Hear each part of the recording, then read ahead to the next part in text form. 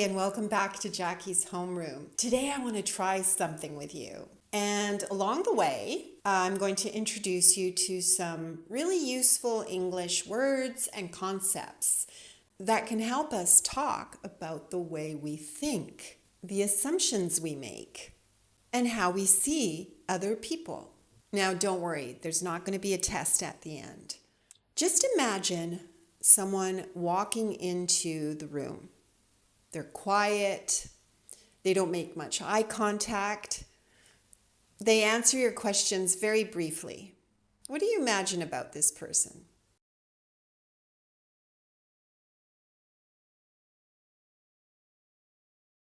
Now, let me change one piece of information for you.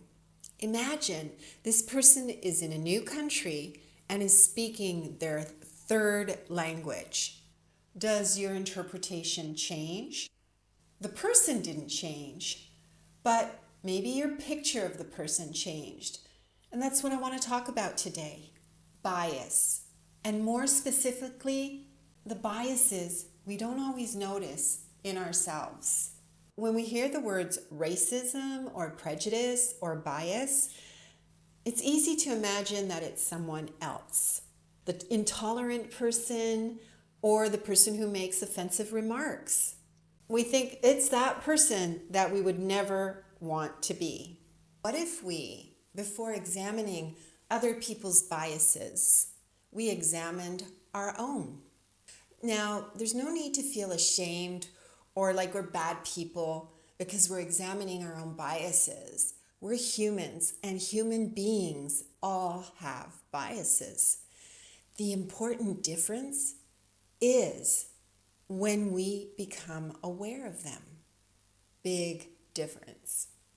Let's just say that our brains are trying to make sense of everything that's coming at us, everything in our environment, the enormous amount of information. So we categorize, we generalize, we make assumptions, and we look for patterns. It's one of the ways we navigate the world. The issue is when we start to make lots of shortcuts. And sometimes our shortcuts may not have all of the truth, or they can be completely wrong.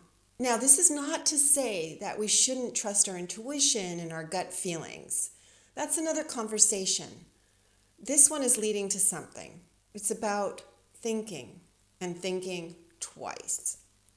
So a lot of the assumptions that we have, a lot of the preconceived ideas or biases, they come to us from our environment, from our community, from society, from our families, from our friends, from our schools, and oftentimes, more so lately, from the media. And many times, if not most often, we don't even realize we're carrying them around. Now, we may not always control our first thought, that spontaneous thinking that we have, but we can become responsible for our second thought. Let's do a little exercise. Your first thought might be, she's so unfriendly, but then you may have a second thought, or you might take time to think again and think, wait, what made me interpret her behavior that way? Or you might think, he's so arrogant, but what may be happening is perhaps he's uncomfortable speaking English. Again, your first thought may be, oh, they're all like that. And then you may reconsider and say, are they? Or am I remembering only the examples that support what I already believe? And that brings us to another fascinating form of bias, which is called confirmation bias. And confirmation bias is our tendency to notice, remember, and give more weight to information that confirms what we already believe. I knew that. So what happens is once we have an idea about someone, we become remarkably good at finding the evidence that proves we are right. And then we're much less interested in finding the evidence that proves that, no, maybe we're not. Maybe there's more to it. Maybe we're even wrong. We've all done this. We decide if somebody is difficult, or suddenly everything that they do becomes evidence. We decide that a particular group is a certain way, and every example that confirms our belief gets remembered. And then the exceptions all just disappear, fade away, because our minds are very good storytellers. But sometimes they're not very good fact checkers. And this is where self-awareness becomes very important. So there's a difference between having a thought and believing every thought that you have. We have thousands of thoughts, and some of them are very superficial. They just come through our minds.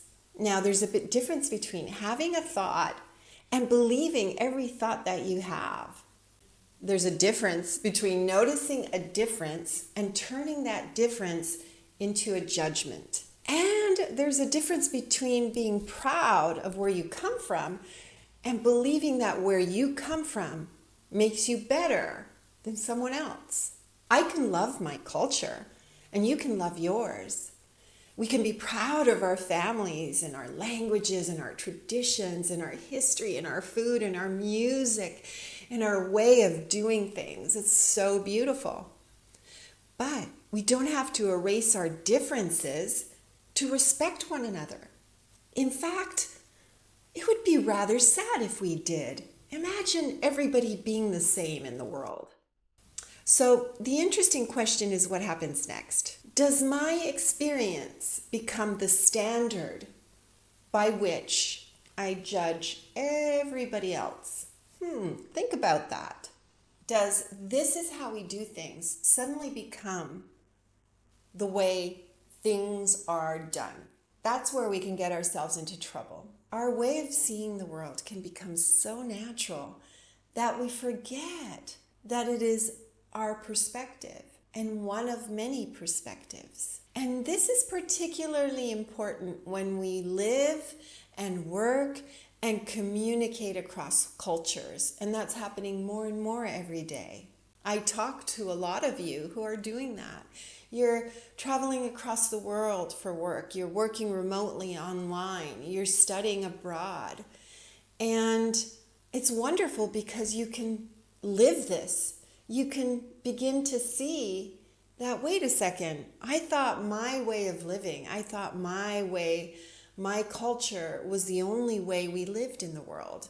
And then you go out into the world and you see, wow, there's so many different ways, so many different lifestyles, even in the same city. Oftentimes, we find that people are judging each other because they have an accent. So our perception of their intelligence is different, or the way they dress. We perceive their social status a little differently, or even their age. It can affect what we think of their ability. As I get older, I realize this. I don't focus on it, but I do notice there are all types of biases. We have gender biases and age biases and cultural biases. So that's the word you're taking with you today, bias. Now, their nationality or their gender, their education, their profession, or their neighborhood can all become like pieces of information that we use to construct a story about who they are. But a person is always much more complicated than the story that we've created about them. This is called stereotyping, when we create a story based on what we think they are, what they seem to us. We don't get to know the person. We are stereotyping them. And when we stereotype, we lose the nuance, all those beautiful things that make up a person. So nuance means recognizing the things that are not always at simple view. They're not always as simple as they first appear. And I would say that that's one of the greatest forms of intelligence, is being able to say, I might be wrong. Not I am wrong. Not everything I believe is wrong. No, we don't want to go to that extreme. Just carrying the thought that I might be wrong. And this little sentence creates space, and space for another explanation or for another person's experience, for information we don't yet have, for curiosity. When we're curious about another person, we don't necessarily have to agree with them. We don't even have to like them. We simply become interested in understanding before we judge them. And that's a very different way of moving through the world. So here's another little exercise. The next time you catch yourself making an assumption about someone, stop for a moment. Ask yourself, what do I actually know? Not what do I think? Not what happened to me one time before, but what do I actually know? Then ask, what am I assuming? What evidence would make me change my mind? And that's a powerful question. If the answer is nothing, then maybe we're not investigating anymore. Maybe we're just defending a belief.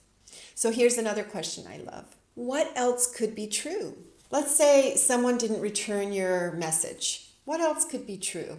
Maybe someone seemed cold and indifferent or even rude to you. What else could be true? Maybe a person acted differently than what you would have expected. What else could be true? Now, again, I want to underline this. You do not have to make excuses for everyone, and you don't have to ignore genuine bad behavior, and you don't have to be naive. We do have to keep our eyes open, pay attention to our gut feeling. But what we can do is just think twice. Keep our minds open and maybe not believe everything just because we heard it. What it means is being willing to examine our interpretation of something before we turn it into a conclusion. I think this is so important in the world we're living right now because we're surrounded by information designed to confirm what we already think, to make us angry. Again, we don't want to deny the realities of life. But if we think about it a little more, we're walking around very angry today because we believe everything that reaches our ears, everything that is said without going a step beyond and saying, is this true? Are these the facts? Do I really know this person? Do I really know what they're going through? You know, algorithms, they catch our attention, and we find communities of people who agree with us and believe the same things we believe. And we see the headlines that reinforce that. Little by little, the world can begin to look the way we expect it to look. Or if it doesn't, we become very angry. And so that should make us all a little bit curious, not paranoid, curious. If I only hear people always agreeing with me, how often am I actually thinking? If everybody's confirming what I believe, maybe I should dig a little deeper. And I think this is one of the healthiest habits we can develop, and that is to deliberately expose ourselves to perspectives that are different from our own. Maybe we can read someone who we disagree with, or listen to someone from another culture that we don't know too much about, or have a conversation with someone whose life experience is completely different from our own. And then we can ask questions. And then when you hear something that makes you uncomfortable, you can resist the urge to dismiss it. You don't have to accept it. Just stay with the question for a moment and maybe even ask yourself, why does this bother me? This can be very, very revealing sometimes. Because sometimes what bothers us tells us something about the other person or people, and sometimes it tells us more about ourselves. And I think this is particularly important when we talk about racism. Racism is not simply a matter of having a different culture or noticing the differences between people. It becomes much more serious when assumptions and prejudices are attached to race or ethnicity and contribute to unequal treatment or exclusion, or a belief that one group is inherently superior to another. And we should be able to talk about that honestly.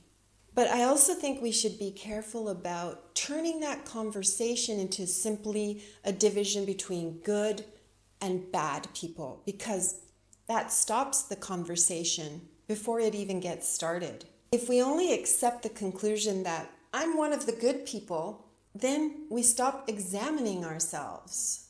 And I'd rather ask a more uncomfortable question, and perhaps a more useful one. I don't know. I want you to think about it.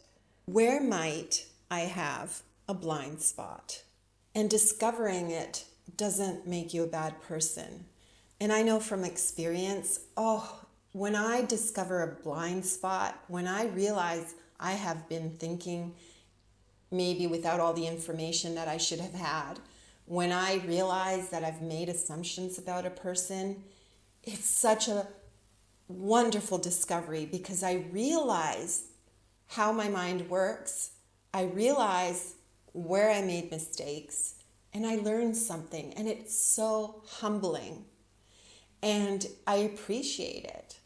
So when you can start to appreciate that maybe you were wrong, it's beautiful, because you grow so much. It makes you a person who's discovered something new about yourself. And then you have a choice.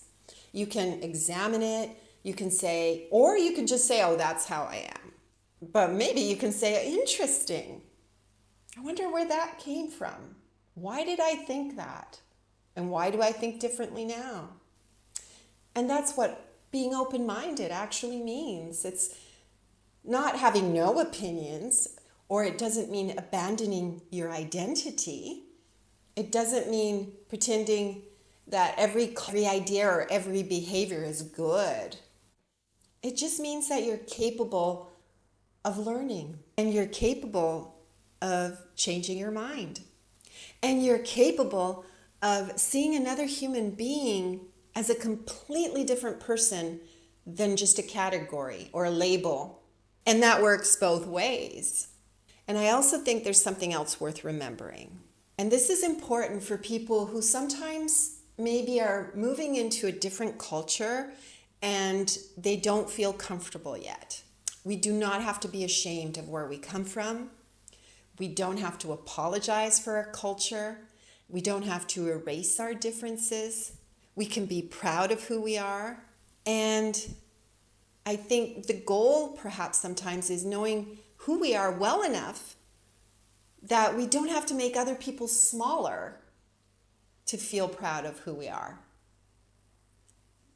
And so if we remain curious enough to discover that the other person standing in front of us is maybe far more interesting than the assumptions that we made, that's a beautiful thing.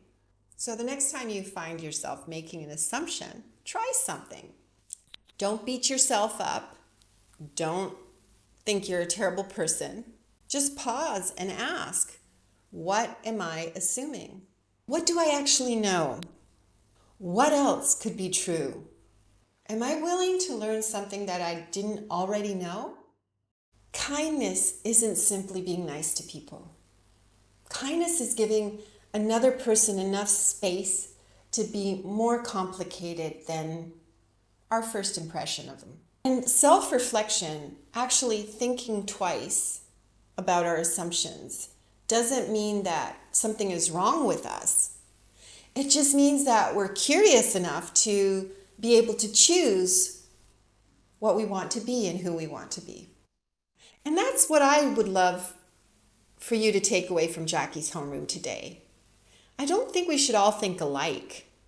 Quite the opposite, in fact. I hope we can become a little bit more thoughtful about the way we think, a little bit more curious about the people who are different from us, a little bit more willing to question our assumptions. And perhaps when we can do that more and more, we can become a little bit kinder to each other. That's all for today. Thank you so much for staying and listening. And I hope it gives you food for thought. We'll see you next time here at Jackie's Homeroom for another English lesson where you come for the English and stay for the ideas. Bye for now.